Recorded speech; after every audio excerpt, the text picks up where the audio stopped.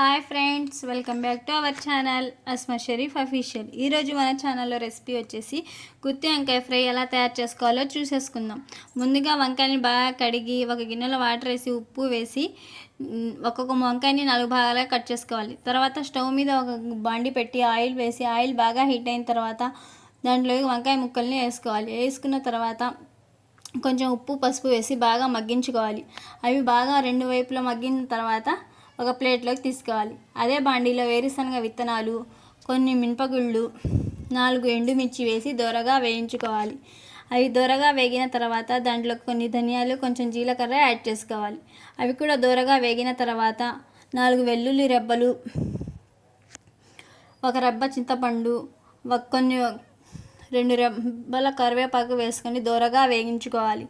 అవి దోరగా వేగిన తర్వాత వాటిని మిక్సీ పట్టే ముందు వాటిలో కొంచెం పసుపు, కొంచెం కొత్తిమీర యాడ్ చేసుకొని గ్రైండ్ చేసుకోవాలి. వేసుకున్న తర్వాత వాటిని గ్రైండ్ చేసుకోవాలి. గ్రైండ్ చేసుకున్న మిశ్రమాన్ని వంకాయల్లోకి ఫిల్ చేసుకోవాలి. ఇప్పుడు వంకాయల్లోకి గ్రైండ్ చేసుకున్న మిశ్రమాన్ని ఎలా ఫిల్ చేస్తామో చూసేసుకుందాం. మనం గ్రైండ్ చేసుకున్న పౌడర్ని బాగా పూర్తిగా వంకాయల్లోకి అబ్జర్వ్ అయ్యేలాగా ఫుల్గా ఫిల్ చేసుకోవాలి. బాగా అబ్జర్వ్ అయితే చాలా టేస్ట్గా ఉండిద్ది. సో వాటిలోకి బాగా అబ్జర్వ్ అయ్యేలాగా ఫిల్ చేసుకోవాలి. ఇప్పుడు ఈ తాలింపు ఎలా పెట్టుకోవాలో చూసేసుకుందాం. ఒక బాండీలో ఆయిల్ వేసి ఆయిల్ బాగా హీట్ అయిన తర్వాత కొంచెం ఆవాలు, 4 ఎండుమిర్చి వేయాలి. అవి దొరగా వేగిన తర్వాత 4 వెల్లుల్లి రెబ్బల్ని దంచుకొని వేసుకోవాలి.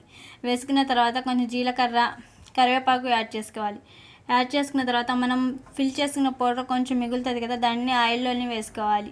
ఆయిల్లో వేసిన తర్వాత మనం ఫిల్ చేసిన వంకాయ ముక్కల్ని ఆయిల్లో వేసుకోవాలి. అంతే ఫ్రెండ్స్, టేస్టీ అండ్ ఈజీ గుత్తి వంకాయ ఫ్రై రెడీ అయిపోతుంది. Please do watch our channel Asma Sharif official. Thank you. Bye.